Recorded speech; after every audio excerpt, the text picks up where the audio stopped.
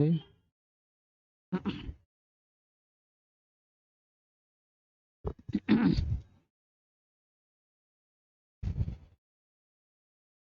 हम लोग क्या कर रहे थे, टॉप 20 मैथ्स PYQ है ना। तो यहाँ पे आज हमारा सेट कितना चलेगा, 4 चलेगा। ठीक है, देखो सेट 4 का आज हमारा फर्स्ट क्वेश्चन क्या है, वह छोटी से छोटी संख्या ज्ञात करो जिसे 6000 कितना है 709 में जोड़ने पर प्राप्त संख्या क्या हो जाए, 9 से पूरा पूरा क्या हो जाए, कट जाएगा, पूर्णतः विभाजित हो जाए। तो कैसे करेंगे सॉल्व। 9 का डिविजिबिलिटी रूल याद है, क्या होता है, सबको ऐड करना है डिजिट सम को। 6 + 7 + 0 + 9 कितना हो जाएगा, 9 7 9 7 कोई मतलब ही, 9 7 16, 16 और 9 कितना 25 है ना। क्या ये 9 से कट रहा है, क्या ये 9 से कट रहा है। अगर यहाँ पे 2 और ऐड कर दे तो 9 से नहीं कटेगा, अगर 2 ऐड कर देंगे 9 से कटेगा नहीं कटेगा, कट जाएगा, यानी हमारा आंसर कितना होगा, 2 होगा। वही ने पूछा है कि कौन सी छोटी से छोटी संख्या जोड़ दिया जाए इस संख्या में कि वो 9 से कट जाए। 9 से कब कटता है, जब सम कटना, सबका जोड़ कटना चाहिए 9 से, है ना। तो यहाँ पे देख रहे हैं 9 7 16 और 9 25, 25 के में अगर 2 ऐड कर देंगे 27, यानी 9 से कट जाएगा 27।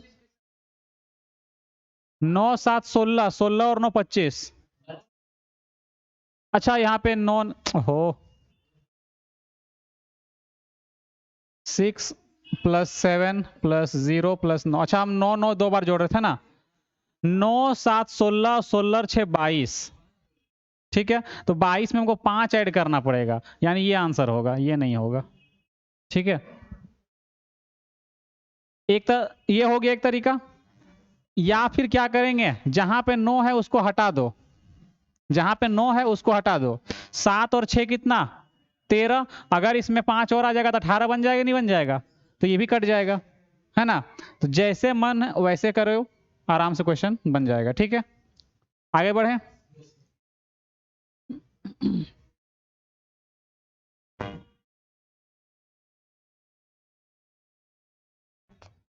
देखो फोटो क्लिक करना कर लो यहाँ पे, हाँ ये सेव करके आज भेज देंगे। ठीक है, आगे बढ़े। अगला क्वेश्चन क्या है, एक भाग के प्रश्न में एक डिवीजन का कोई भी क्वेश्चन है, उसमें बोला है भाजक जो है वो भागफल का 7 गुना है और शेषफल का 3 गुना है, शेषफल 28 दिया हुआ है, तो भाज्य क्या होगा। बनाएगा कौन, बनाएगा, बनेगा। एकदम आसान क्वेश्चन है। डिवाइड कैसे करते हैं, ऐसे नहीं करते हैं। शेषफल कितना है 28, बोला है यहाँ पे होता है भाजक, भाजक यहाँ भाज्य और यहाँ पे भागफल, ये ना होता है भाजक भाज्य भागफल और शेषफल। देखो लिख देते हैं एक बार पूरा, यहाँ पे होता है भाजक, क्या होता है भाजक, जिसको बोलते हैं डिवाइजर, क्या बोलते हैं डिवाइजर। ठीक है, यहाँ पर होता है भाज्य, यहाँ पर होता है क्या भाज्य, जिसको बोलते हैं डिविडेंड, क्या बोलते हैं डिविडेंड बोलते हैं। ठीक है, यहां पर होता है कोशेंट, क्या होता है कोशेंट,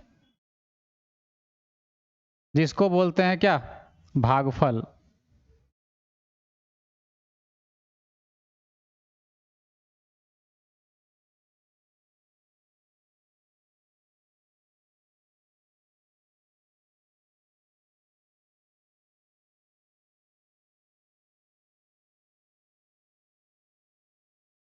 और यहाँ नीचे जो होता है वो होता है क्या शेषफल, जिसको हम लोग बोलते हैं रिमाइंडर। ठीक है,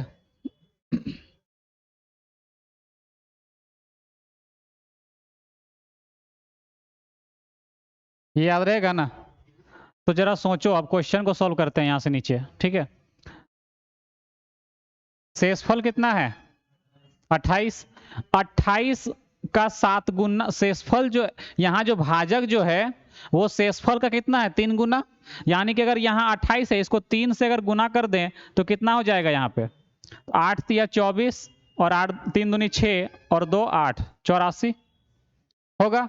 उसके बाद क्या बोला है, भाजक जो है वो भागफल का 7 गुना है, यानी कि यहाँ पे कोई वैल्यू होगा, इसका 7 गुना होगा, इसका 7 गुना होगा यहाँ पे, यहाँ यानी कि यहाँ पे क्या होगा 12 होगा। क्या होगा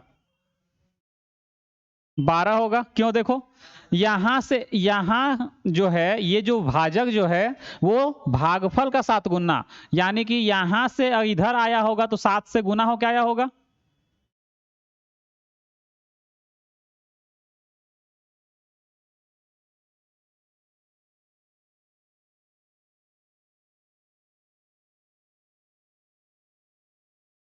ठीक है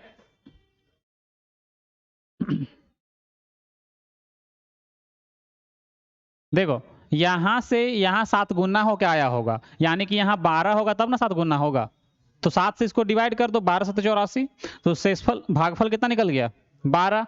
अब हमको क्या निकालना है, डिविडेंड यानी कि भाज्य। तो डिविडेंड इक्वल टू क्या होता है, भाज्य बराबर होता है क्या, भाजक गुने भागफल प्लस शेषफल, यही होता है ना। हिंदी में अगर इंग्लिश में लिखेंगे क्या होता है, dividend equal to divisor into quotient plus remainder, यही होता है। डायरेक्ट याद रखेंगे, capital D equal to small D Q plus R. ठीक है, तो ये कैपिटल डी निकालना है, स्मॉल डी कितना है 84 है, गुने 12 प्लस 28, तो कितना होगा 8 दूनी 4 दूनी 8 और 8 8 16, यानी कि जिसका लास्ट में 6 होगा वही आंसर होगा। ठीक है, पूरा मल्टीप्लाई करना है तो कर लो, 12 चौक 48 और 12 96, 96 और 4 100 प्लस 128, तो 8 8 16 2 और 1 3 और यहां पर हो जाएगा इतना। ठीक है, कोई डाउट है, ये याद रहेगा तो कर लेंगे, सोल्व हो जाएगा आराम से।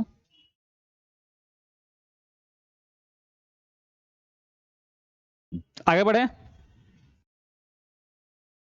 अगला क्वेश्चन देखो, ए किसी कार्य का 1/6 हिस्सा यानी कि 1/6 हिस्सा 5 दिन में पूरा कर सकता है, बी उसी कार्य का 1/4 हिस्सा 15 दिन में पूरा कर सकता है, तो दोनों मिलकर कितने दिनों में उस कार्य को पूरा करेंगे।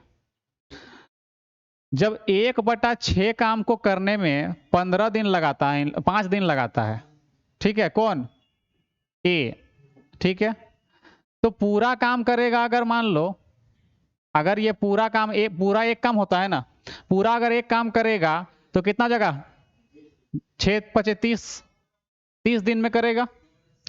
सेम बी का देखते हैं, बोला है 1/4 काम करता है 15 दिन में, यानी कि पूरा एक काम करेगा 60 दिन में, 15 चौके 60, एलसीएम ले लो 60, टोटल वर्क कितना हो गया 60 हो गया कि नहीं, इफिशियंसी 1 निकलेगा और 2 निकलेगा।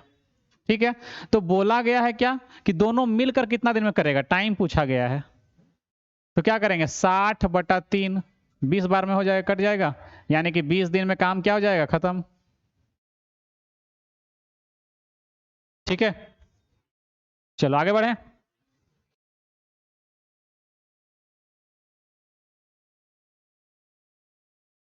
अगला क्वेश्चन देखो, यहाँ पे देखो इंग्लिश में ये क्वेश्चन सही है, ठीक है, हिंदी में यहाँ पे ठीक कर दे रहे हैं, देखो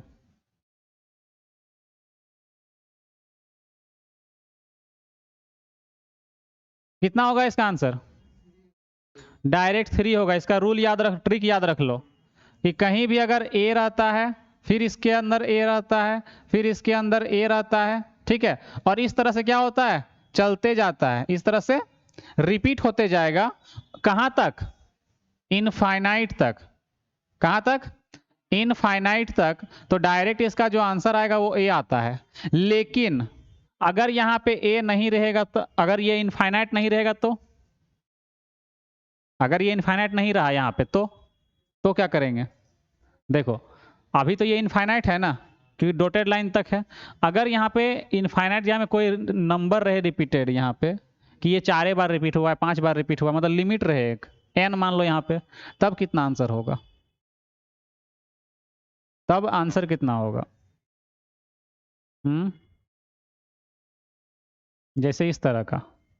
अच्छा पहले सॉल्व कराते हैं कि आता कैसे, तब पता चल जाएगा अपने आप कितना होगा। सो मान लो यहाँ पे n टर्म्स तक है, n टर्म,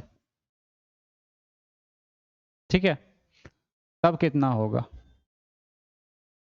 ठीक है, देखो फिलहाल अभी इसको छोड़ो, इसको बताएंगे अभी ये आता कैसे है, तब पता चल जाएगा अपने आप। ठीक है, देखो अगर हम यहाँ पे इसको सॉल्व करते हैं, इसको तो पता चल गया डायरेक्ट आंसर ए होगा। ठीक है, इसको अगर हम सॉल्व करना चाहें, इसको अगर हम सॉल्व करना चाहें तो यहाँ पे मान लेते हैं क्या, इसको मान लो क्या a या फिर x, कुछ भी मान लो। ठीक है, अगर हम x मानेंगे इसको तो क्या हो जाएगा, ये इस तरह से लिखेंगे ना, इसको सॉल्व बाद में इसका ये तो ट्रिक है, डायरेक्ट तीन पता आंसर पता चल जाएगा, लेकिन ये आता कैसे है वो समझना चाहिए।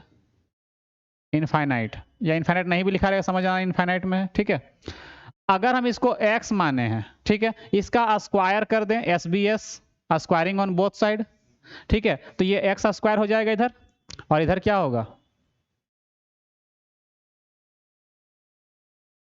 ये तो रिपीट ना होते रहेगा, तो अभी भी तो इनफाइनाइट ही रहेगा, अभी तो इनफाइनाइट ही ना बोलेंगे, कम तो नहीं बोलेंगे, यहाँ पे इनफाइनाइट रहेगा। तो इसका वैल्यू हम कितना लेट किए हैं, अभी x लेट किया था ना, तो इसको लिख सकते हैं 3x, लिख सकते हैं। तो x से x कट जाएगा तो x का वैल्यू कितना, 3। ठीक है,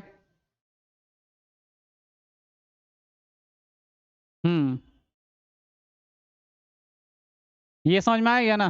तो डायरेक्ट इसका आंसर कितना टिक करेंगे, जितना यहाँ पे रहेगा वही मेरा आंसर होता है। ठीक है, इस टर्म के लिए नोट कर लो।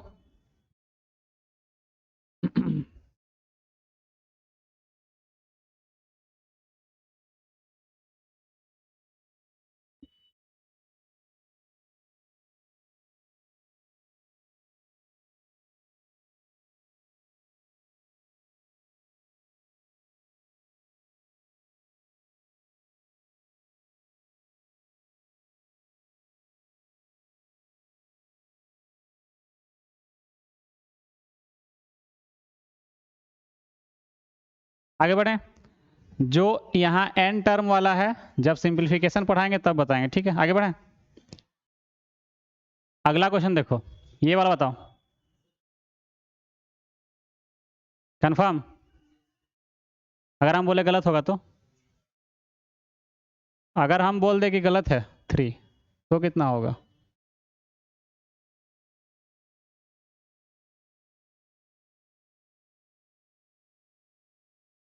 देखो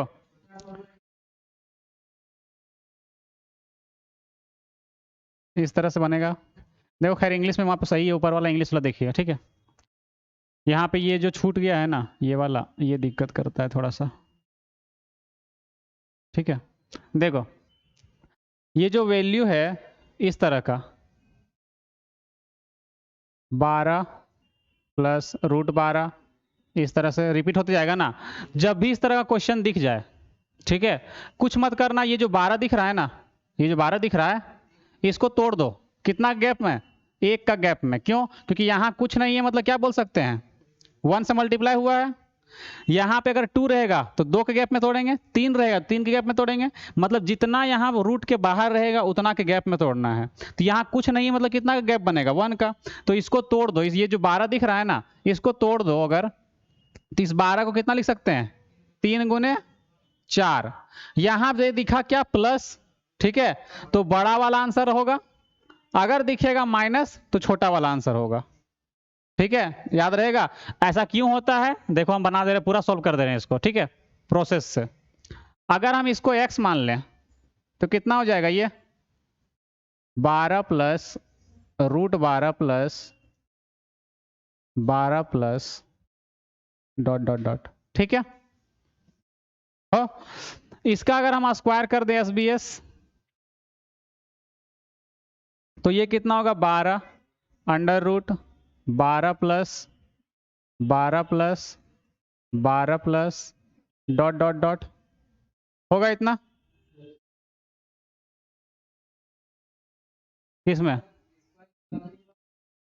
ये अच्छा यहाँ पे, हाँ यहाँ भी लगेगा। ठीक है, इसको कितना लिख सकते हैं 12 प्लस एक्स, क्योंकि ये वाला एक्स माने है ना इधर वाला, तो ये कितना हो जाएगा, द्विघात समीकरण बनेगा x square minus x minus 12 बराबर 0 बन गया। तो बताओ यहाँ पे कितना इसको कितना कितना टूटेगा,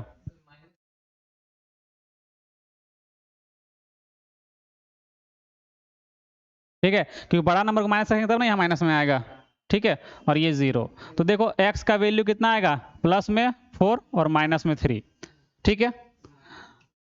तो अब जरा सोचो यहाँ पे क्वेश्चन कभी कभी क्या देगा ऑप्शन में, इस तरह से लिख देगा 4 और माइनस 3 है ना, या फिर प्लस 3 माइनस 4 प्लस 4 माइनस 3, उसके बाद फिर लिख देगा यहाँ पे 6 या कुछ भी कुछ ऑप्शन दे देगा। तो जहां भी तुमको फिर ये ऑप्शन दिखेगा ना वो टिक करेंगे, ठीक है। इसमें अगर ये वाला प्रोसेस नहीं यूज करेंगे, पहले वाला मेथड से ही बनाएंगे, तब पता कैसे चलेगा कौन माइनस में कौन प्लस में, है ना। तो अगर यहाँ प्लस है तो बड़ा वाला प्लस में और छोटा वाला माइनस में, अगर यहाँ माइनस है तो छोटा वाला माइनस में बड़ा वाला प्लस में, ठीक है, याद रहेगा ना। चलो नोट कर लो।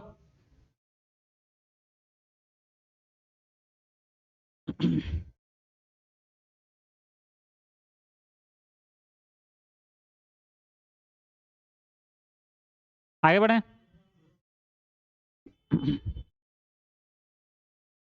अगला क्वेश्चन, यदि कोई व्यक्ति अपनी आय का 40% भोजन पर, 20% मकान किराए पर और शेष 70% बच्चों की शिक्षा पर खर्च करता है, तो उसकी आय का कितना परसेंट बचा।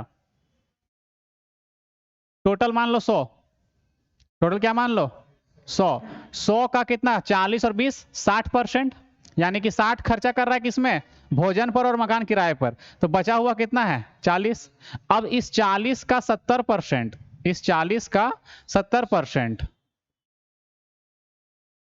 है ना, इस 40 का 70% कितना होगा, 7 चौक 28, कितना होगा 28, तो बचा हुआ है कितना 30%, इसका 30% कितना 4 तिया 12, ठीक है। तो बोला गया है उसकी आय का ये कितना परसेंट दिख रहा है, तो 100 में 12 यानी कि यही बोलेंगे क्या 12%, ठीक है। या फिर अगर परसेंटेज निकालना है तो निकाल लेना कि 12 बच रहा है कितना में 100 में, गुने 100 करेंगे, 100 100 क्या हो जाएगा कट जाएगा, तो 100 में कोई भी वैल्यू निकालेंगे उसी को ना परसेंटेज बोलते हैं, है ना। 100 में जो भी वैल्यू निकलेगा उसी को परसेंटेज बोलते हैं, यानी 100 में 12 का बात कर रहे हैं यानी कि 12%, ठीक है। या फिर अगर निकालना चाहो तो परसेंटेज ऐसे निकाल सकते हैं कि 12% बच रहा, 12 बच रहा है कितना में 100 रुपया में, तो परसेंटेज में निकालना है गुना 100 कर देंगे, तो ये परसेंटेज में निकलेगा 12%, ठीक है।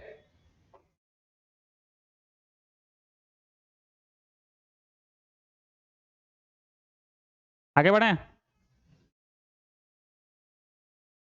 अगला क्वेश्चन, कोई धनराशि 3 वर्ष में स्वयं की 5 गुनी हो जाती है, तो वह कितने समय में स्वयं की 13 गुनी हो जाएगी।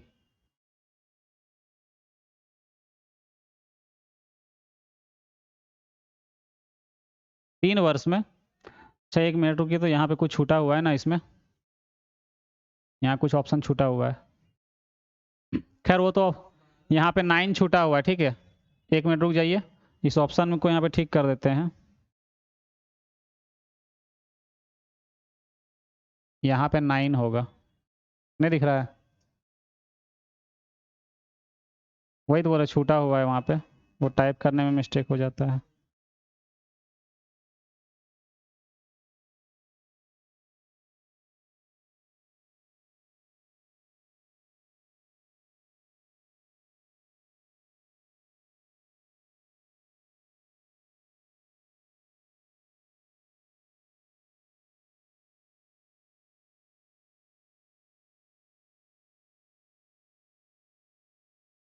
चलो बताओ कैसे निकाला तुम लोग, बनाया कैसे पहले ये बताओ। हाँ, हम्म, अच्छा, हाँ अगर हम करेंगे तो कैसे करेंगे, देखो यहाँ पे 12/4 गुने 3, एकदम शॉर्ट ट्रिक, गैप बनाने की जरूरत है। देखो होता क्या है, कहीं भी अगर बोले कि धनराशि स्वयं का कितना गुना, 5 गुना या कितना भी गुना, तो डायरेक्ट एक ट्रिक लिखवाते हैं। लिखो तो, प्रूफ भी करके दिखा देंगे अभी ट्रिक को, ठीक है। देखो लिखो कि यदि, इंग्लिश मीडियम भी कोई यहाँ पे, इंग्लिश मीडियम को है? अच्छा लिख देते हैं, देखो, यदि कोई, डायरेक्ट इसे इस तरह लिखते हैं, यदि मिश्रधन, यदि मिश्रधन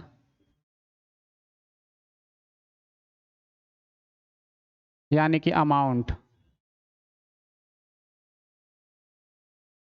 यदि मिश्रधन मूलधन का, मूलधन यानी कि प्रिंसिपल,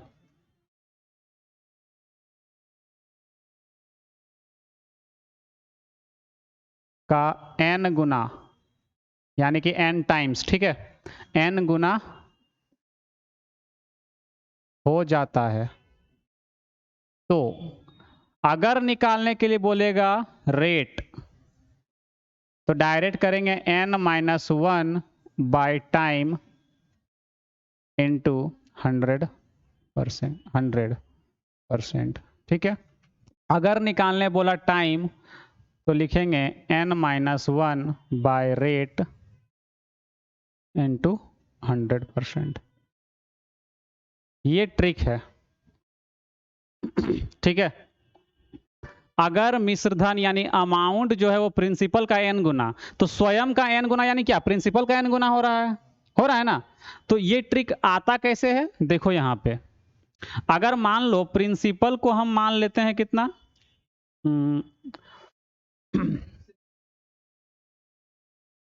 क्या, हाँ इसमें इसमें परसेंटेज नहीं लगेगा, ठीक है।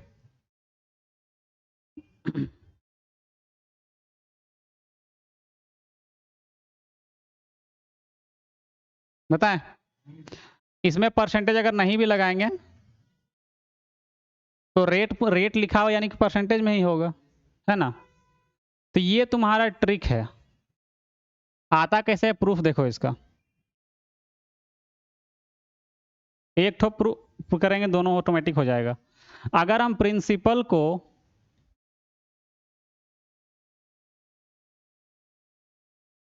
एक मान लें, प्रिंसिपल को एक मान लें, ठीक है, और तो अमाउंट कितना हो जाएगा,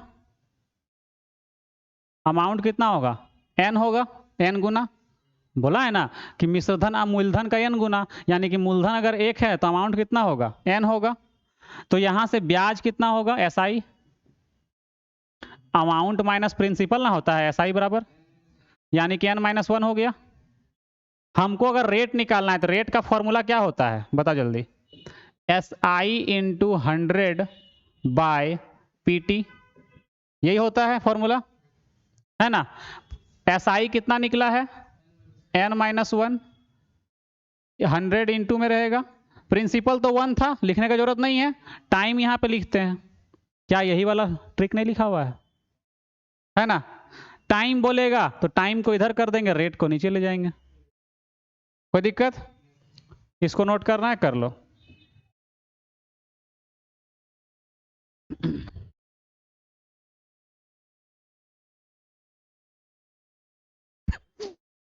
ट्रिक के अलावा भी बहुत सारा मेथड होता है, जो तुम लोग गैप बनाया ना उससे भी बता देंगे, ठीक है।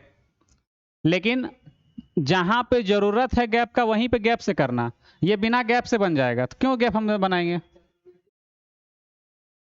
तो चक्रवृद्धि ब्याज का ये क्वेश्चन नहीं ना है, ये साधारण ब्याज का क्वेश्चन है। हाँ, तो चक्रवृद्धि ब्याज का गैप फिर अलग बनता है ना, उसका क्यूब चलता है ना, क्यूब चलेगा, स्क्वायर चलेगा, उस तरह पावर फॉर्म पे चलता है वो, मल्टीप्लाई फॉर्म पे थोड़ी चलेगा वो। इसको मिटाएं, इरेज करें, इसको नोट कर लो, काहे कि इरेज करेंगे तो फिर PDF में नहीं आएगा ये वाला, ठीक है।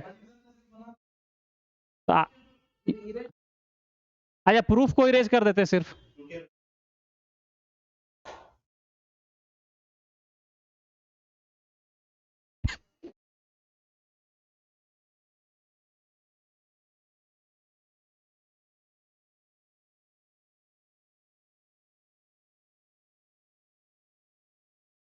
मिटाएं?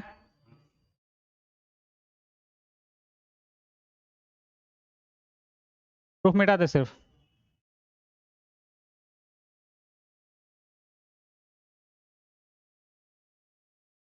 देखो यहां पे ना दो क्वेश्चन मिक्स है, इस क्वेश्चन में दो क्वेश्चन मिक्स है। अगर क्वेश्चन सिर्फ बोलता कि कोई धनराशि 3 वर्ष में स्वयं की 5 गुनी हो जाती है और नीचे वाला कुछ नहीं बोलता, तो बोलता कि रेट कितना होगा या टाइम कितना होगा, या रेट पूछता कि 3 साल में 5 गुनी तो रेट कितना होगा, तो डायरेक्ट क्या करते हैं 5 - 1 4/3 गुने 100 कर देते हैं, निकल जाता। लेकिन यहां पे क्या बोला है, 2 ठो गुना बोला है, मतलब 2 बार मिक्स कर दिया 2 क्वेश्चन को।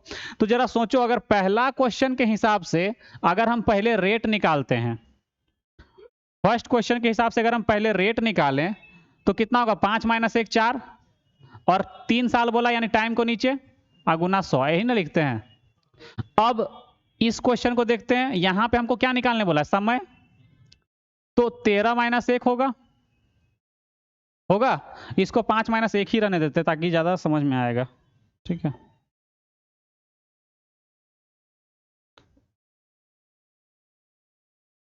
ये होगा।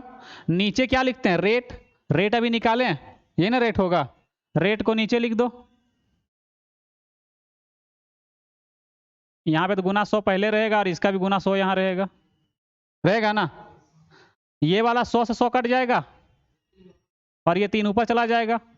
तो हम डायरेक्ट जो ट्रिक लगाए थे,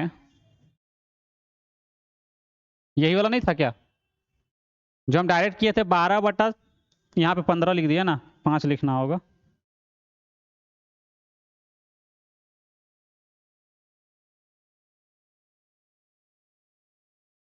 फाइव माइनस 1 करना होगा।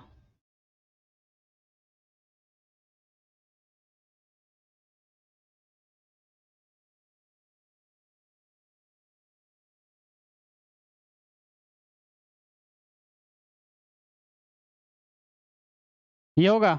इसको जब हम 3 को ऊपर ले जाएंगे तो 13/1 माइनस 5/1 गुने 3, यही वाला चीज हम डायरेक्ट नहीं लिखे थे, 12/4 गुने 3, ये ना लिखे थे, 12/4 गुने 3। अब तुम लोग ये चीज डायरेक्ट कैसे लिखा है वो सीखो। ये हो गया 9 साल। तुम लोग कैसे लिखेगा, जब भी इस तरह का क्वेश्चन आएगा तो जो बाद वाला रहेगा ना गुना, उसको ऊपर लिखना एक कम करके, पहले वाला को नीचे लिखना, और यहां पे जितना टाइम बोलेगा ना वो वाला वहां से मल्टीप्लाई कर देना, बाकी ये 100 से 100 कट जाएगा, ठीक है। जब क्वेश्चन मिक्सिंग आएगा तो यही करना है। और जब सिंगल क्वेश्चन पूछेगा कि 3 साल में 5 गुना हो रहा है तो रेट कितना होगा, तो क्या करेंगे 4/3 गुने 100 कर देंगे, रेट निकल जाएगा, ठीक है। गैप बनाने की कोई जरूरत नहीं है। गैप वाला से बता दे क्या, गैप वाले से बता दे, काफी है ये। चले आगे बढ़े।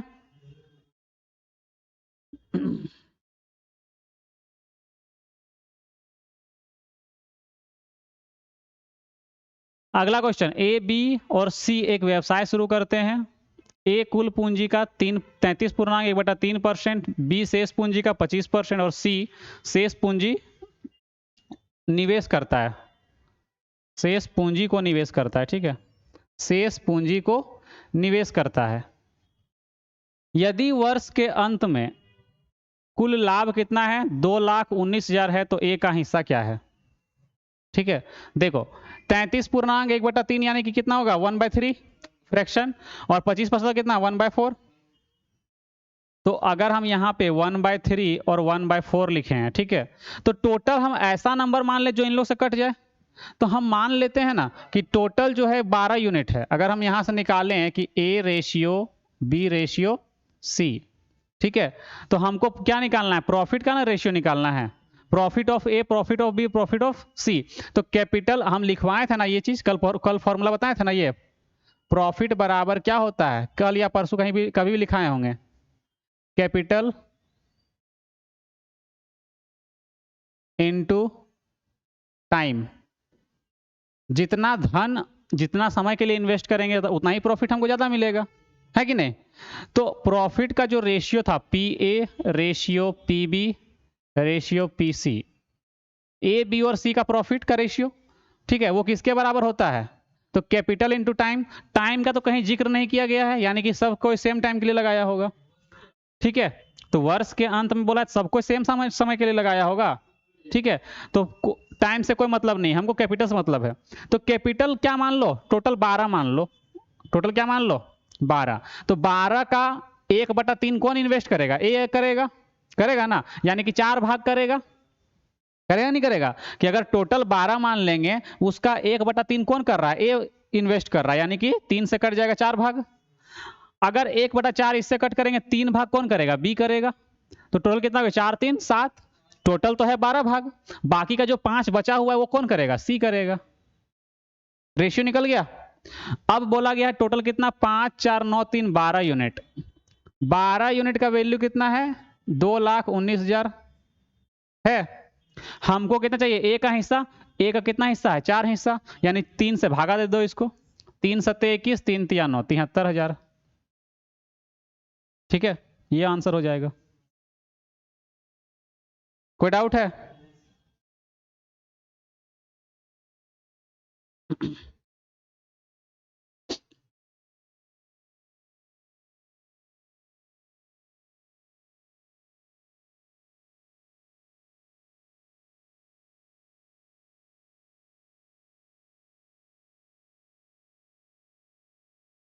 आगे बढ़े।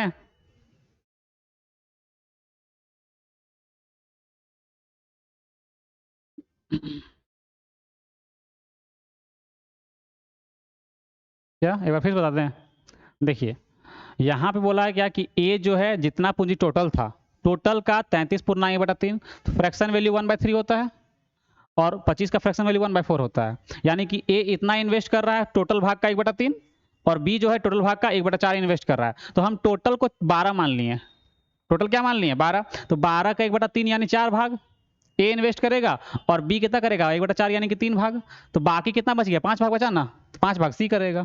तो टोटल कितना इन्वेस्ट हुआ है, 5 4 9 3 12 यूनिट, और क्वेश्चन में कितना बोला गया है 2,19,000। कट करेंगे, हमको निकालना है ए का, तो ए कितना है 4 यूनिट, यानी 3 से भागा देंगे तो 4 बन जाएगा, 3 से इधर भागा दे दो, ठीक है।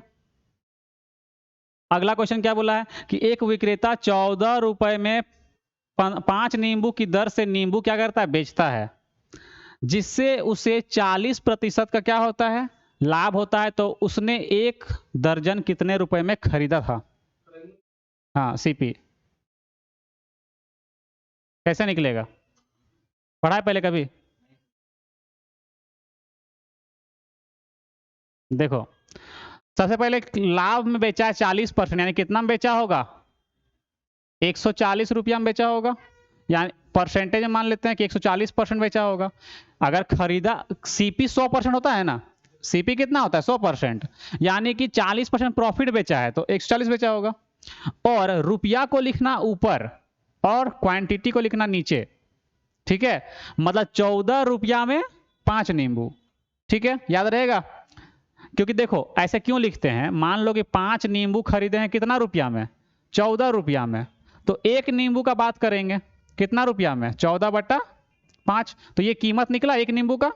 तो 1 नींबू के लिए इस तरह बनाते हैं, ठीक है। तो याद रखिएगा रुपया को लिखना है ऊपर और क्वांटिटी को लिखना है नीचे। अब देखो हमको क्या चाहिए, खरीदा हुआ मूल्य, यानी कि 100% का वैल्यू चाहिए। तो 140% का वैल्यू इतना है, तो 10% का वैल्यू कितना होगा, 14 से कट जाएगा ये डायरेक्ट, 1/5 आ गया कि नहीं आ गया। तो 100% का चाहिए ना हमको, 1 जीरो बढ़ा दो, 10/5, यानी कि ये 1 मिनट रुक जाओ, कुछ गड़बड़ हुआ क्या, 14 रुपया में,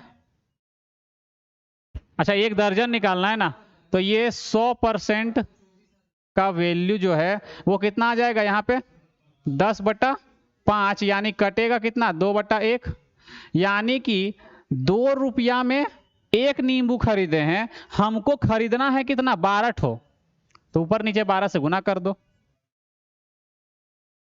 मतलब 12 रुपया में कितना नींबू, सॉरी 24, 12 नींबू का दाम कितना 24 रुपया, यानी 24 रुपया में 12 नींबू खरीदाएगा, ठीक है।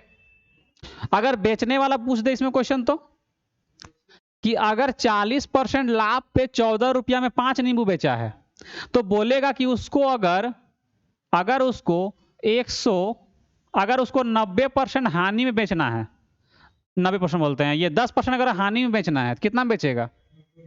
तो 90 में बेचेगा ना। तो यहाँ पे 100 यूनिट का वैल्यू निकाले तो हम 90 का भी निकाल लेंगे। समझ में आया कि यहाँ पे जरूरी नहीं कि हमेशा 100 यूनिट का पूछेगा, पूछ देगा 40% लाभ में बेच रहा था, ठीक है। तो बोलेगा कि 1 दर्जन कितने रुपए में बेचे कि उसको 20% का लाभ हो जाए। तो 140 का वैल्यू इतना, तो 120 का वैल्यू निकाल देंगे, 20% लाभ लेना है। तो अगर हानि बोल देगा कि 90% 10% हानि में बेचेगा, तो पहले तो 140% में खरीद रहा है तो क्या हो रहा है, बेच रहा है तो 40% लाभ हो रहा है, यानी कि 140 बेच रहा होगा, 14/5 कर लेंगे। लेकिन हमको क्या चाहिए, 90% का वैल्यू, यानी कि 10% अगर हानि में बेचेगा तो कितना बेचेगा, 90 में। तो 90 का वैल्यू निकाल लेंगे यहाँ से, ठीक है। तो यहाँ पे ये खरीदा हुआ मूल्य यानी कि 100%, तो उसके जगह कुछ और भी बोल सकता है कि लाभ में बेचेगा या हानि में बेचेगा, उस तरह का, ठीक है। आगे बढ़े। अगला क्वेश्चन देखो कि यदि अंकित मूल्य पर 30% की छूट और दूसरी दो क्रमिक छूट 20% और 10% के साथ विक्रय मूल्य का अंतर दिया हुआ है 72, तो वस्तु का अंकित मूल्य क्या है? देखो, अगर हम यहाँ पे डिस्काउंट की बात करें, ठीक है, तो पहला मान लो यहाँ पे टोटल 100 है अंकित मूल्य, एमपी जो है मान लो कि टोटल कितना है, 100 है, ये ना है।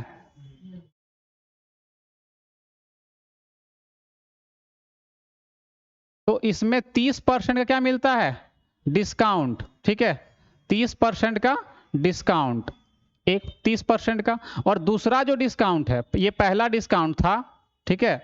अगर दूसरा डिस्काउंट की बात करते हैं तो वो तोड़ तोड़ के देता है, सक्सेसिव डिस्काउंट, एक पहले देगा 20% और फिर देगा 10%, इस तरह का, ठीक है। इसका मतलब क्या होता है, 20 प्लस 10 माइनस 20 गुने 10, ये ना होता है।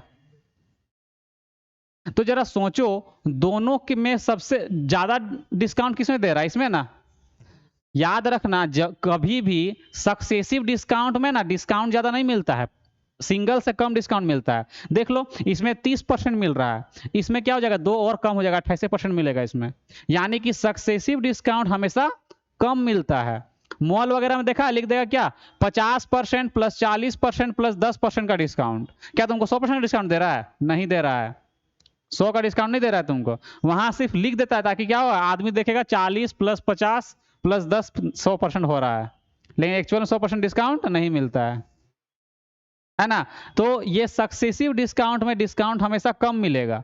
तो कम कितना मिल रहा है, तो 30 में इसको माइनस करेंगे, तो ये 30 से 30 तो कट ना जाएगा, डिफरेंस कौन है, यही वाला ना है, और ये माइनस प्लस में चेंज हो जाएगा जब माइनस करेंगे तो डिफरेंस मेरा यही वाला बनता है, यानी कि 20 गुने 10/100। तो डिफरेंस कितना यूनिट का बनेगा, 2% का। 2% का वैल्यू 72, तो हमको चाहिए कितना, अंकित मूल्य यानी 100% का वैल्यू। तो 1% 3600 हो जाएगा। तो एग्जाम में इतना करने का जरूरत ही नहीं है, हमको डायरेक्ट पता होना चाहिए कि डिफरेंस कौन बनेगा, इधर वाला, है ना, यानी कि ए बी बाय 100। यहाँ लिखते हैं ना, a plus B minus A B by 100 या x plus Y minus X Y by 100। तो यहाँ पे एक्स वाई या ए बी मानेंगे तो ए बी बाई 100 जो है वही मेरा डिफरेंस बनता है, तो उसी को डायरेक्ट लिखेंगे यहाँ पे, ठीक है। इतना बनाने की जरूरत भी नहीं है, 2 लाइन में आंसर आ जाएगा तुम्हारा।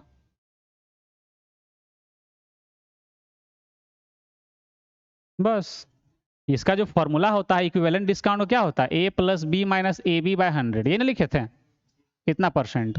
तो हमको पता है ये कट जाता है, जो डिफरेंस बनेगा वो क्या बनेगा, ए बी बाय 100%, यही डिफरेंस बनता है। कुछ भी देगा, यहां से आखिर कटना ही है। देखो यहां भी 30% देगा और यहां भी 30% ही देगा।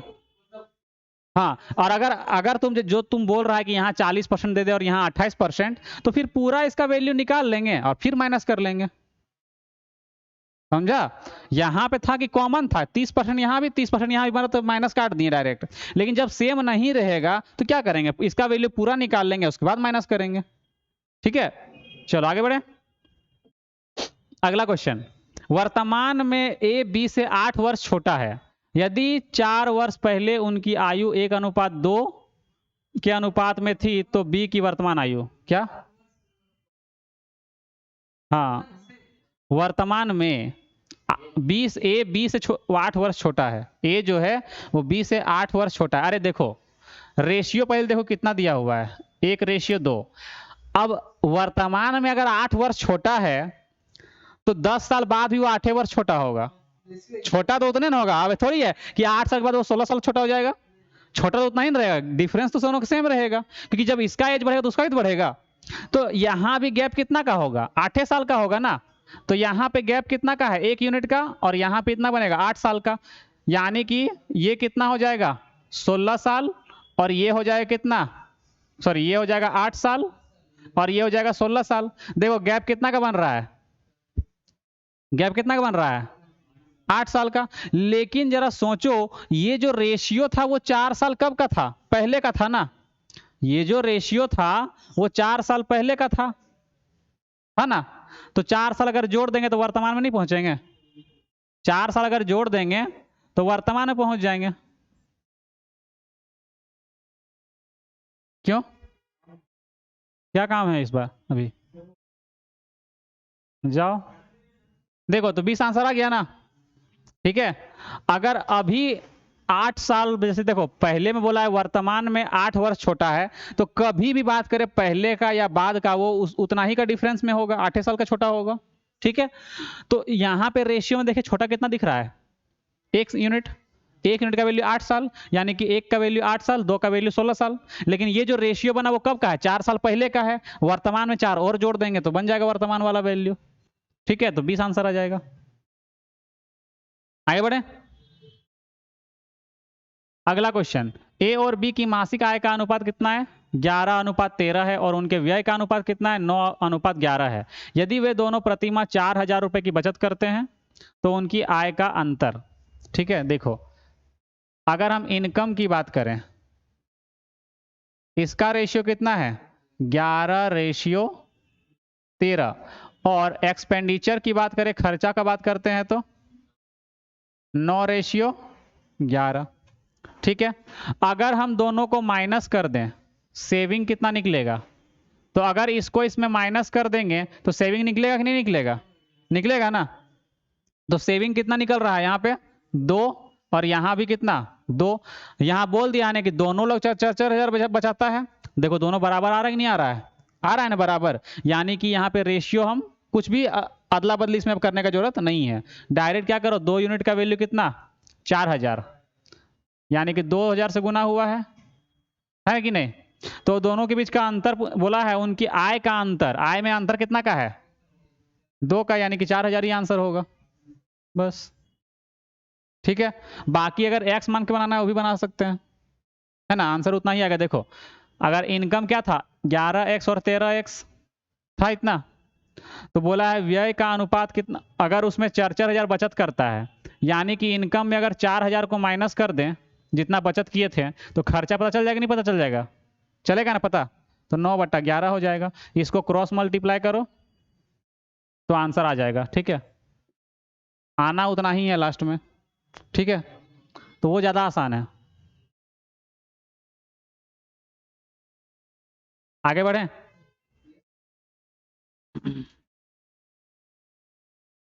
जोसेफ ने 15 साल और 16 साल की अपनी 2 बेटियों के नाम एक बैंक में 52,500 रुपए जमा किए, ताकि 18 साल की उम्र में उन्हें बराबर रकम मिल जाए। यदि बैंक वार्षिक 10% चक्रवृद्धि ब्याज देता है तो जोसेफ ने अपनी छोटी बेटी के नाम पर कितनी राशि जमा की थी, ये पूछा गया है। ठीक है, तो इसमें अमाउंट तो बराबर है ना, बोला है कि जब 18 साल होगा दोनों को बराबर बराबर पैसा मिलेगा। वो देखो इतना रुपया जोसेफ के पास था, ठीक है, इसको इसका कुछ भाग छोटी बेटी के नाम पर और कुछ भाग बड़ी बेटी के नाम पर जमा कर दिया। ठीक है, और ऐसा जमा किया है ना कि 18 साल जब इन लोग का हो जाएगा तो जो अमाउंट मिलेगा वो दोनों का बराबर होगा, यानी अमाउंट सेम है। तो जब अमाउंट बराबर है, अमाउंट का फॉर्मूला क्या होता है, प्रिंसिपल ऑफ पहला, जैसे देखो पहला वाला बेटी 15 साल की है छोटी वाली, तो छोटी वाली मान लो 1 मान लेते हैं P1। ठीक है, तो इसको यहां पे R/100 यानी 10% का रेट है ना, 10/100, इसको 3 साल लगेगा 18 साल होने में, यानी कि 3 साल तक इसको ब्याज मिलेगा इसको।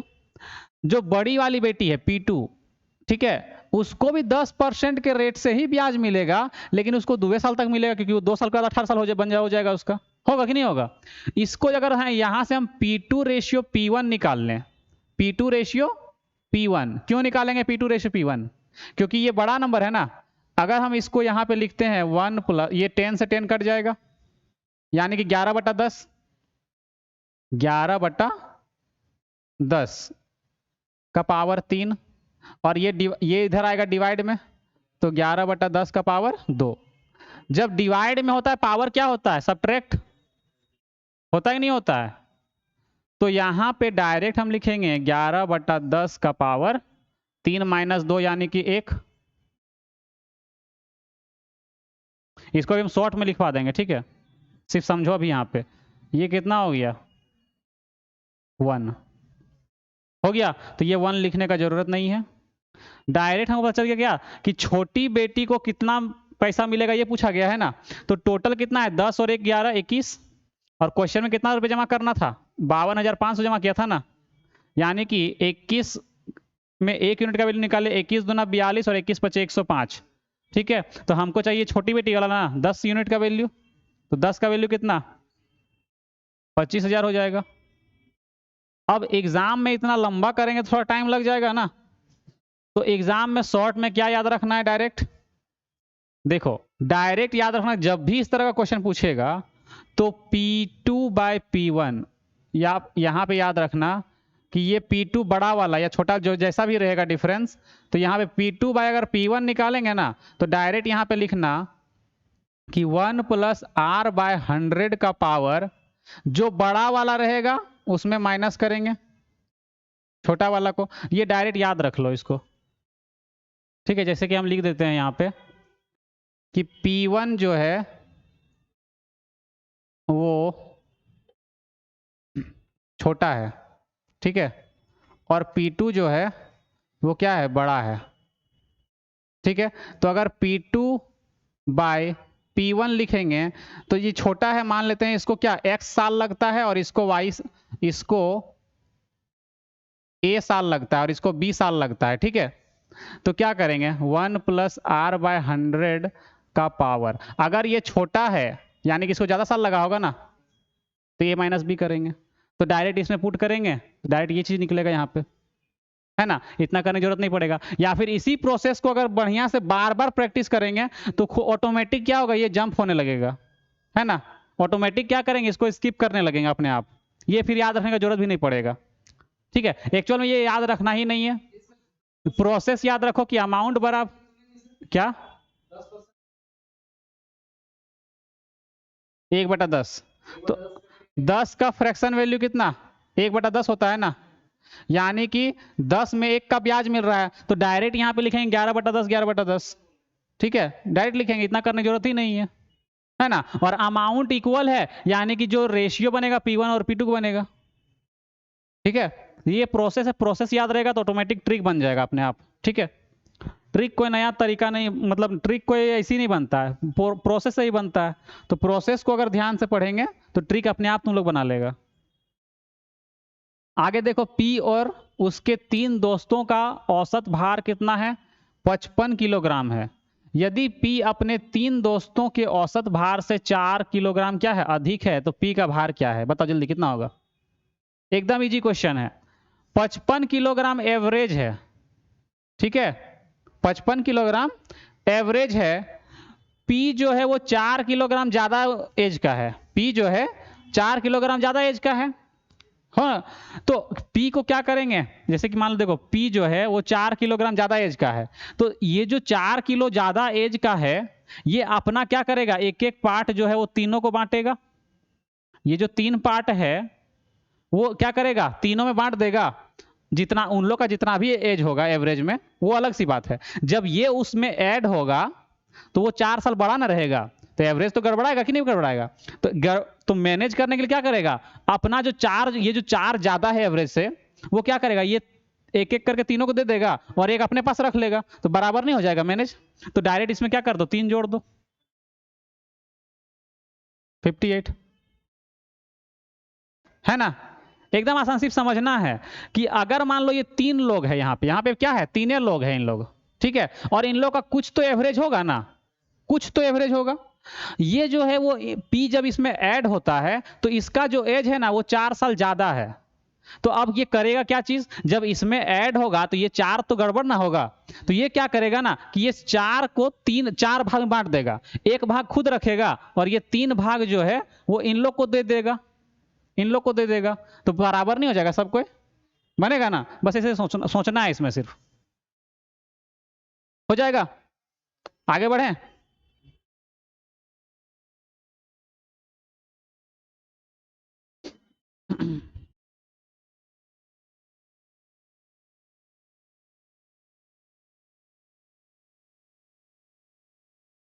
अगला क्वेश्चन, एक पाइप से एक टैंक को 15 घंटे में भरा जा सकता है। पेंदी में रिसाव के कारण 20 घंटे में भरता है, ठीक है। यदि टैंक पूरा भर गया है और पाइप बंद है तो रिसाव के द्वारा उसे खाली होने में कितना समय लगेगा। देखो, एक पाइप है, ठीक है, जो भरने का काम करता है, कितना देर में, 15 घंटा में। अब पाइप के जो साथ साथ में एक रिसाव यानी कि कोई हो लगे वगैरह होगा, है ना, तो वो आर, उसी का मतलब रिसाव का मतलब आर मान लिए, ठीक है। तो ये जो है वो खाली करता है, लीकेज, इसको लीकेज में एल मान लो, ठीक है, ज्यादा बढ़िया रहेगा, लीकेज को एल लिख लेते हैं, ठीक है। तो एल क्या करेगा, खाली ना करेगा, तो माइनस लिख दिए। अब इसको, अब देखो, जब खाली करता है टाइम, जाहिर सी बात है टाइम तो ज्यादा लगेगा भरने में, तो अब इसका अगर एलसीएम लेंगे तो 75, है ना। टोटल भरना है कितना, 75। ये भरता है 25 घंटा में, यानी कि 3 के स्पीड से, 3 का एफिशिएंसी से, और ये 5 के एफिशिएंसी से। जरा सोचो, जब लीकेज नहीं था तब 5 यूनिट भर रहा था, लेकिन जब लीकेज भी था तो 3 यूनिट, यानी कि लीकेज 2 यूनिट खाली कर रहा है कि नहीं कर रहा है।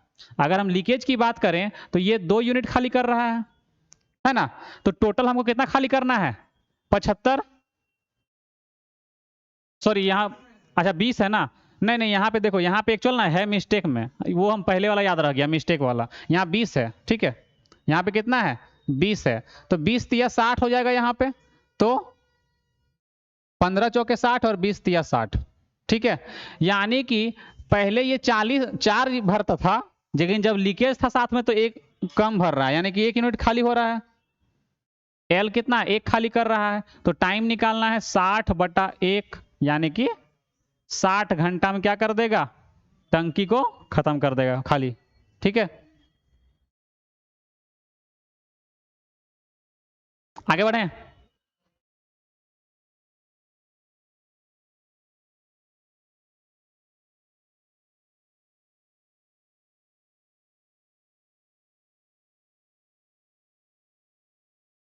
अगला क्वेश्चन, दो संख्याओं का लघुत्तम समापवर्तीय कितना है, एलसीएम दिया हुआ है एचसीएफ का 56 गुना, तो उनका एचसीएफ और एलसीएम का योग दिया हुआ है 1710, तो संख्याओं में से एक दिया हुआ है 240, तो दूसरी संख्या कितनी है,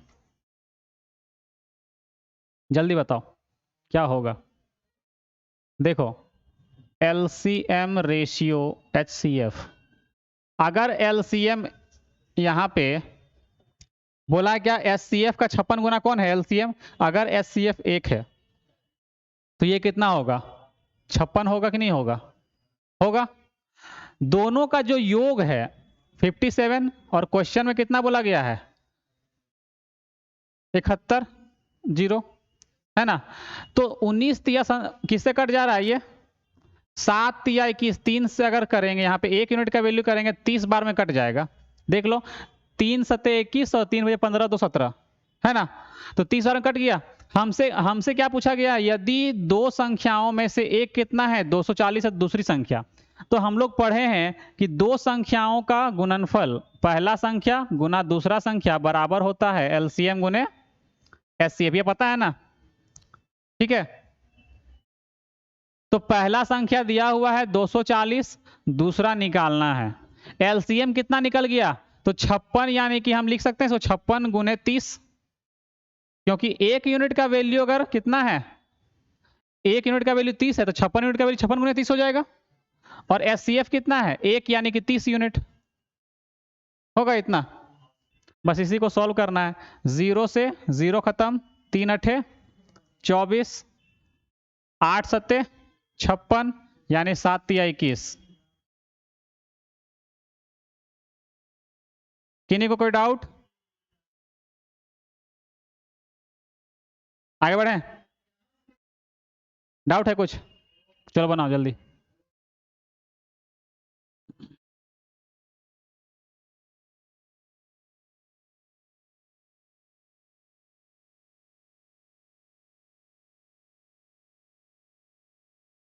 हो गया? अगला क्वेश्चन, 800 मीटर की दौड़ में राम श्याम को 50 मीटर से हरा सकता है और 600 मीटर की दौड़ में श्याम घनश्याम को 40 मीटर से हरा सकता है। तो 400 मीटर की दौड़ में राम घनश्याम को कितने मीटर से हराएगा? किसका क्वेश्चन है? गेम एंड रेस, रेस का क्वेश्चन है जो स्पीड टाइम एंड डिस्टेंस में पढ़ते हैं। चलो बताओ कितना होगा।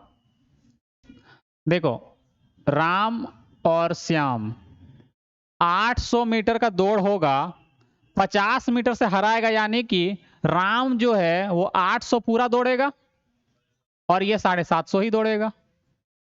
सही है? अगर हम यहां से इसको भी छोड़ दो, आगे देखते हैं। श्याम रेशियो किसका बोला है? घनश्याम, यानी कि जी मान लेते हैं। ठीक है, तो ये 600 मीटर में क्या होगा कि ये श्याम जो है वो पूरा 600 दौड़ेगा कि नहीं दौड़ेगा? पूरा 600 मीटर दौड़ेगा और ये 40 मीटर कम यानी कि 560 दौड़ेगा। अगर जीरो हटा दो यहां से, ठीक है, तो ये है, अगर इसको कट करते हैं तो कितना बार में कटेगा? 5 से 16 बार में और ये 5 से 15 बार में। इसको काटते हैं 4 से तो ये कितना? 6 से कट नहीं, 6 से नहीं कटेगा, 15, 4 से कटेगा 15 बार में और ये 14 बार में कटेगा। इसका जो रेशियो निकला वो 16:15 और इसका जो रेशियो निकला वो 15:14। यानी कि अगर हम बोलें कि राम श्याम और घनश्याम तो 16:15:14 निकल गया।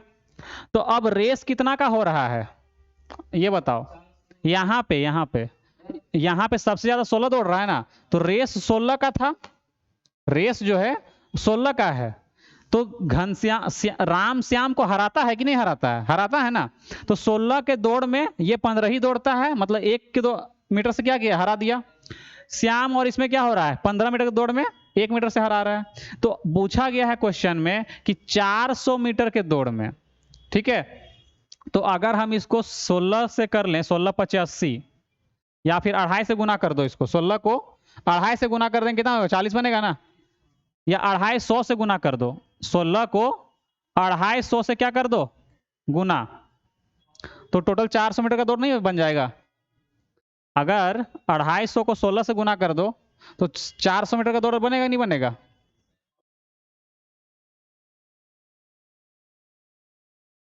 एक मिनट,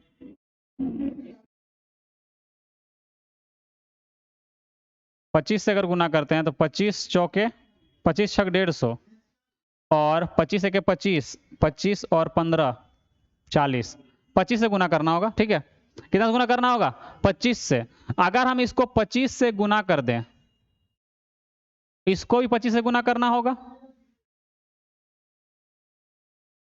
करना होगा नहीं करना होगा? इसको भी 25 से गुना करना होगा। अगर सबको 25 से गुना कर दिए तो ये बन गया 400, ये बन गया कितना? 25 दें 25 25 125 और 25 दें कितना? 250, मतलब 375 होगा। और यहाँ पे 25 चौके 100 और यहाँ पे 25 250, मतलब 325। अब बताओ, बोला क्या है कि 400 मीटर के दौड़ में राम घनश्याम को कितने मीटर से हरा रहा है? कितना मीटर से? राम जो है घनश्याम को कितना मीटर से हरा रहा है? कहाँ पे? अच्छा यहाँ पे ना, हाँ हाँ ठीक ठीक ठीक, 50 होगा यहाँ पे, क्योंकि यहाँ पे 250 ना है, 250 और यहाँ से 100, ठीक है, 350। तो कितना मीटर से हरा रहा है? डायरेक्ट दिख रहा है 50 मीटर से हरा रहा है ना? हो जाएगा।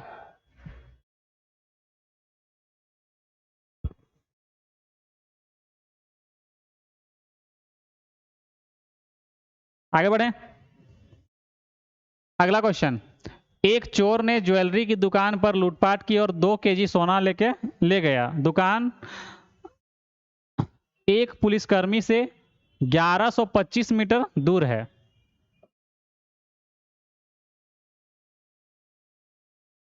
1125 मीटर दूर है। चोर एक्स के स्पीड से भाग रहा है, x kilometre per hour. Police उसी समय क्या करता है, 11 किलोमीटर पर आवर की स्पीड से भागता है और चोर को 810 सेकंड में क्या करता है, पकड़ लेता है। चोर द्वारा चली गई दूरी, तय की गई दूरी। मान लो यहां पर क्या है, देखो दुकान से कोई लेना देना नहीं है, दुकान से कोई लेना देना नहीं है, ठीक है। यहां पे मान लो पुलिस स्टेशन है और यहां पे मान लो दुकान है, तो चोर भी तो यहीं पे होगा, जहां दुकान वहीं पे चोर होगा। तो समझो कि पुलिस यहां पे है और चोर यहां पे है। कितना दूरी है दोनों के बीच का, तो 1125, ठीक है। तो ये क्वेश्चन इस बार बनाया है थोड़ा सा नया। ये जो लैंग्वेज है ना, इतना दूर तक का कोई मतलब ही नहीं है, इतना दूर तक का लैंग्वेज का इसका, ठीक है। वो सिर्फ कंफ्यूज करने के लिए दे दिया है। एक्चुअल में क्वेश्चन क्या है कि एक पुलिसकर्मी चोर को इतना मीटर की दूरी से देखता है, ये भागना शुरू करता है, ये पकड़ना शुरू करता है। लैंग्वेज यही था, पहले लैंग्वेज यही पूछता था, अब थोड़ा सा चेंज कर दिया हल्का सा। मान लो यहां पे आके पुलिस क्या करेगा, इसको आके पकड़ लेगा इस जगह पे। तो जरा सोचो, दोनों भागना तो सेम समय पे शुरू किया है ना। पुलिस कितना की स्पीड से भाग रहा है, 11 किलोमीटर पर आवर की स्पीड से, और चोर भाग रहा है x किलोमीटर पर आवर की स्पीड से। जितना देर में चोर यहां तक भागेगा उतना ही देर में पुलिस भी तो भागेगा यहां तक, यानी कि टाइम सेम है। टाइम सेम है ना कि नहीं, कि जितना देर में चोर यहां से यहां तक भागा है उतना ही देर में पुलिस भी तो भागा, बताओ ना पकड़ेगा वो, पकड़ेगा नहीं पकड़ेगा। यानी कि यहां पे क्या है, टाइम सेम यानी कांस्टेंट। और जब टाइम सेम होता है ना, तो डिस्टेंस जो है वो स्पीड का क्या होगा, उल्टा होता है। या उल्टा होगा या सेम होगा, बताओ। डिस्टेंस का जो रेशियो, डिस्टेंस जो है वो डायरेक्टली प्रोपोर्शनल होगा किसका, स्पीड का, ठीक है। तो स्पीड का तो रेशियो हमको नहीं पता है, ठीक है, और ना ही डिस्टेंस का भी रेशियो नहीं पता है ना। इसमें रिलेटिव स्पीड का यूज कर लो। टाइम पूछ, यहां पे क्या यूज कर लो, relative speed, relative speed distance. और एक मिनट रुक जाओ, अच्छा यहाँ पे दोनों में से कुछ भी पता नहीं है ना। हाँ लेकिन टाइम पता है, टाइम इतना है, टाइम पता है ना, इतना देर में क्या हो रहा है, पकड़ा जा रहा है, ठीक है। तो अगर हम रिलेटिव स्पीड का यूज करें, रिलेटिव स्पीड बताया था ना उस दिन, दोनों सेम डायरेक्शन में भागता है तो स्पीड क्या होता है, घटता है एक दूसरे से, घटता है ना। यानी कि टाइम की अगर हम बात करें तो कितना देर में पकड़ाया था, 810 सेकेंड में। इसको किस में चेंज कर लेते हैं, घंटा में, यानी कि 100 60 गुने 60 करना होगा, बराबर। डिस्टेंस कितना है दोनों के बीच का, इतना। और ये जो दूरी कवर करेगा धीरे धीरे कम होते जाएगा तब ना पकड़ेगा। तो ये थोड़ा सा ज्यादा स्पीड से ये चल रहा होगा तब ना पकड़ेगा। तो 11 माइनस एक्स करेंगे, ठीक है। इसको सॉल्व करेंगे, एक्स का वैल्यू निकल जाएगा।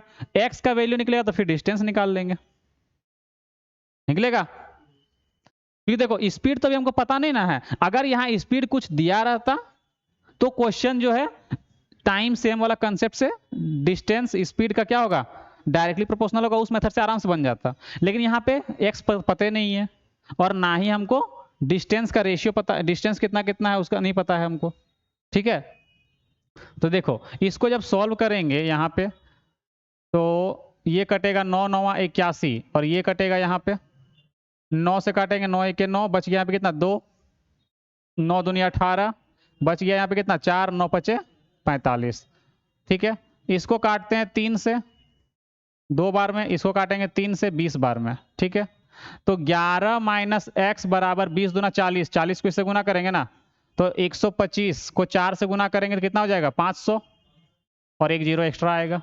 तो एक्स का जो वैल्यू निकलेगा वो कितना निकलेगा, 11 इधर, अच्छा एक मिनट, 11 और एक्स, ये कहीं उल्टा आ रहा है क्या, ये किलोमीटर में है, सेकेंड, मिनट,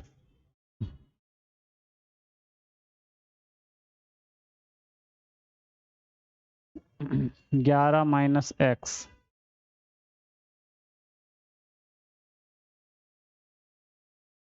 अच्छा ये मीटर में है ना, ये दिक्कत हो रहा है। देखो देखो यहाँ पे 11-25 ये मीटर में है ना, यहाँ पे ये किलोमीटर में नहीं है।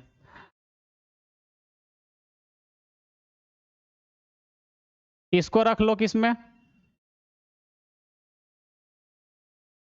इसको सेकंड में ही रहने दो, ठीक है, इसको सेकंड में ही रहने दो। ये मीटर में, इसको भी मीटर में रहने दो। नीचे जो वैल्यू है ना, ये किलोमीटर पर आवर में है, मीटर पर सेकंड में चेंज करने के लिए क्या करना होगा, 5/18, ठीक है, 5/18 करना पड़ता है। 18 चला जाएगा ऊपर,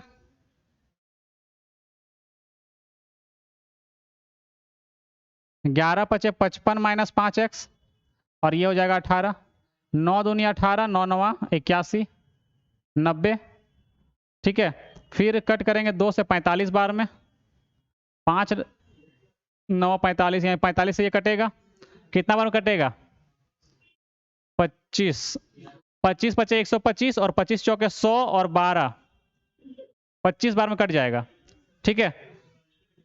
ये कटेगा कितना बार, 25 बार में, यानी कि 55 - 5x = 25, तो 5x बराबर कितना, 30 होगा, इधर माइनस हो जाएगा, ये 5 × 6 = 30, यानी कि चोर का जो स्पीड हमको पता चल गया कितना,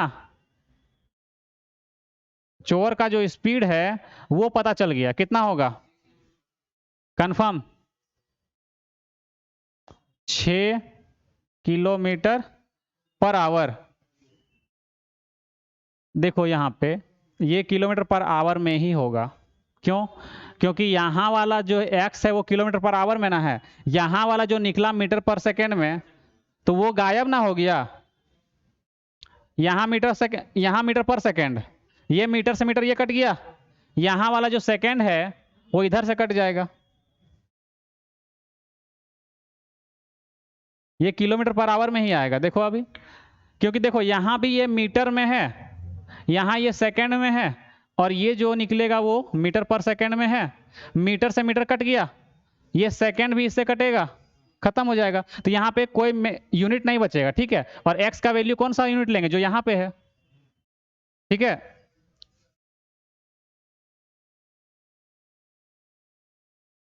तो अब देखो जब 6 का वैल्यू यहाँ, यानी कि हम बोल सकते हैं कि इसका ये 6 km/h के स्पीड से अगर भागता है, ठीक है, तो कितना दूरी तय करेगा, तो 6 के स्पीड से, डिस्टेंस पूछा है ना, चोर का डिस्टेंस, तो 6 के स्पीड से भाग रहा है, ठीक है, 6 के स्पीड से भाग रहा है, और कितना देर में पकड़ाता है,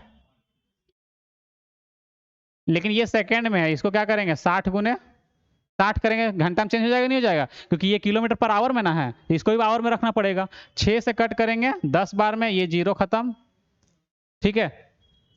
तो ये जो वैल्यू निकला है 21/60, ये निकला है किसमें, किलोमीटर में, तो इसको मीटर में चेंज करने के लिए क्या करना होगा, 1000, 0 से 0 खत्म, कटेगा, 3 से कट करेंगे 27 बार में, 3 दूनी 6, 2 से कट करेंगे 50 बार में, यानी कितना जगह, 7 × 5 = 35, और 5 दूनी 10, और 3 13, 1350 मीटर, ठीक है।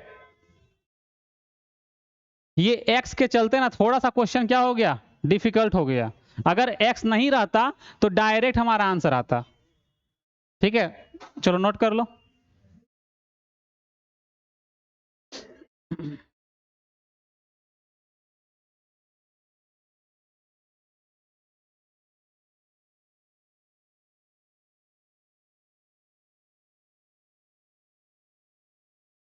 अगला क्वेश्चन देखो, दो सकेंद्रित वृत्त मतलब क्या होता है पता है, संकेंद्रीय वृत्त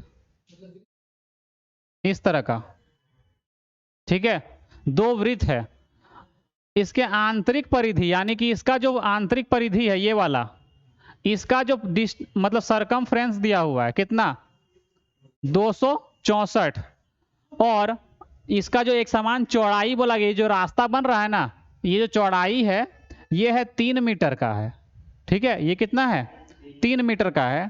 तो जरा सोचो यहां से कुछ रेडियस तो होगा ना, मान लो r है, ठीक है, तो अंदर वाला का अगर हम परिधि निकालते हैं क्या होगा, 2 पाई आर होता है कि नहीं, और दिया हुआ है कितना, इतना।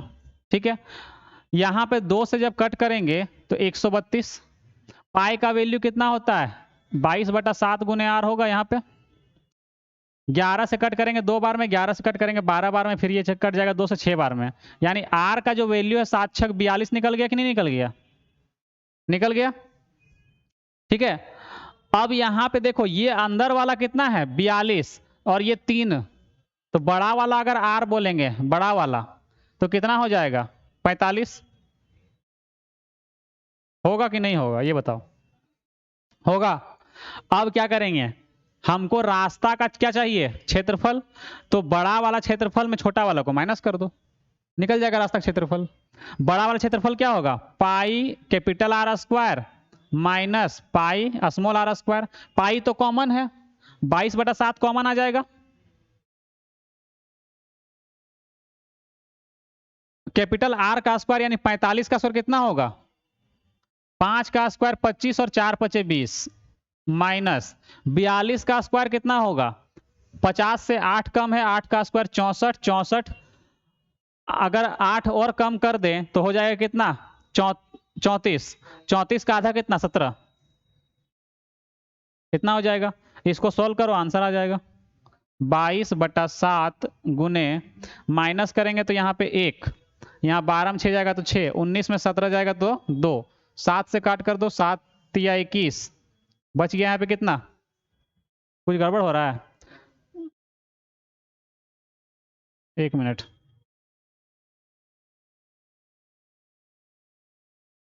कहीं कुछ गड़बड़ नहीं ना है,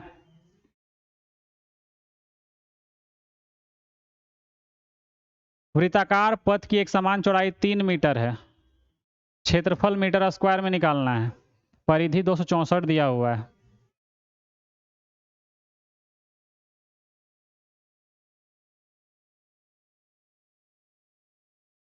आंतरिक वृत्त की परिधि दिया हुआ है, मतलब 2 पाई आर, 22 से कट जाएगा, 2 से पहले कट करेंगे तो 2, 13 दूना 26 तो 132, 11 गुने 12, ठीक है,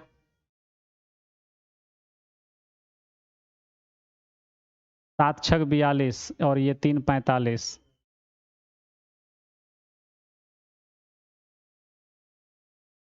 पैंतालीस यानी 4 पचे 20 और 5 का स्क्वायर 25 माइनस 8 का स्क्वायर 64 और 8 माइनस करेंगे तो 34 का आधा 17,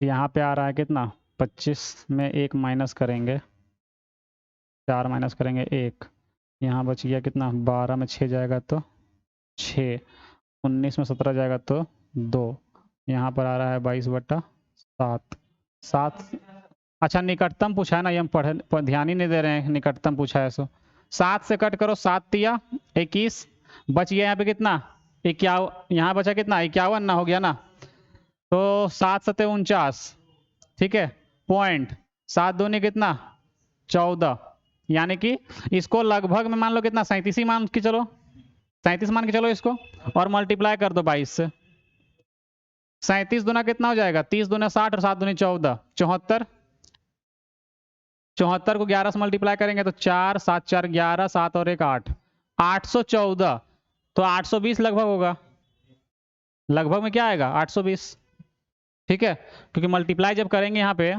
तो कितना आएगा,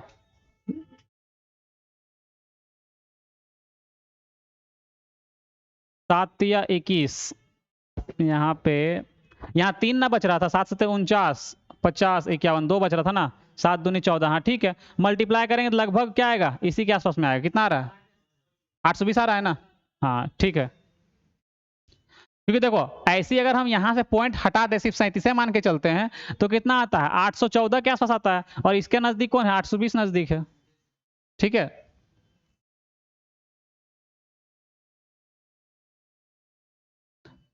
आगे बढ़े, लास्ट क्वेश्चन बोला 6 मीटर गहरी और 35 मीटर चौड़ी एक नदी 2.5 किलोमीटर पर आवर की दर से बह रही है, समुद्र में प्रति मिनट गिरने वाले पानी की मात्रा कितनी है, वॉल्यूम निकालना है, बताओ।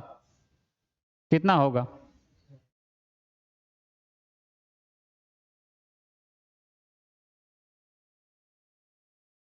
सबसे पहले वॉल्यूम निकालना है कि कितना पानी जा रहा है 1 मिनट में वहां पे, है ना? तो डिस्टेंस पहले निकालना है, ये speed time and distance mix है इसमें दोनों, ठीक है? तो देखो 2.5 किलोमीटर पर आवर, 1 घंटा में कितना नदी का जो पानी है कितना दर से बह रही है कि मान लो नदी अभी पानी यहाँ पे है, थोड़ी देर में यहाँ आगे बढ़ेगा ना, बहते ना रहेगा। तो बोला गया है कितना कि कितना की स्पीड से बह रही है, तो 2.5 किलोमीटर पर आवर, यानी कि 60 मिनट में वो 2.5 किलोमीटर बहती है, यानी कि 1 मिनट में कितना? तो अगर 25 बटा कितना लिखेंगे, 60 गुने 10, इस तरह लिखेंगे, इतना किलोमीटर। 25 से अगर कट कर दें 5 से, तो 5 बार में, और इसको 5 से कट करेंगे 12 बार में, 5 से इसको कट करेंगे 2 बार में, यानी कि 1/24 किलोमीटर। इतना डिस्टेंस तय कर रही है वो 1 मिनट में।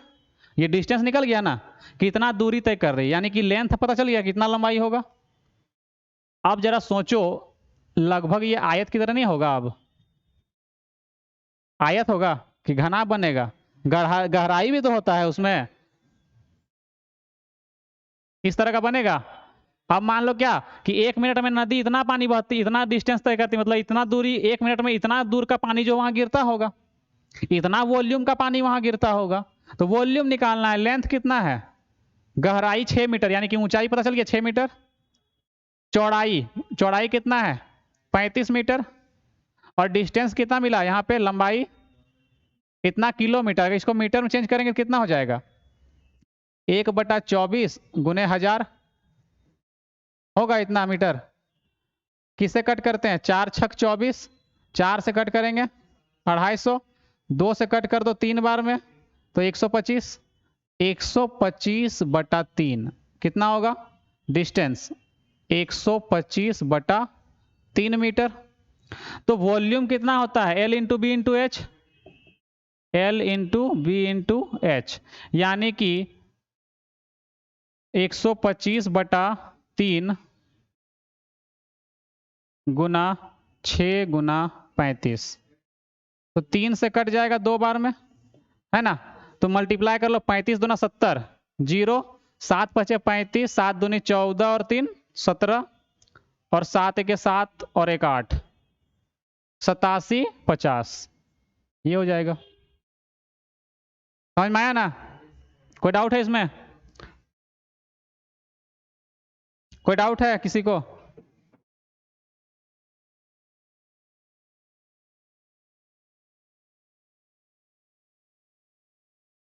ठीक है, तो आज का 20 क्वेश्चन यहाँ खत्म होता है, ठीक है? चलो, तो आज यहीं पे रोकते हैं इसको, कल फिर 20 क्वेश्चन लेके आएंगे, ठीक है?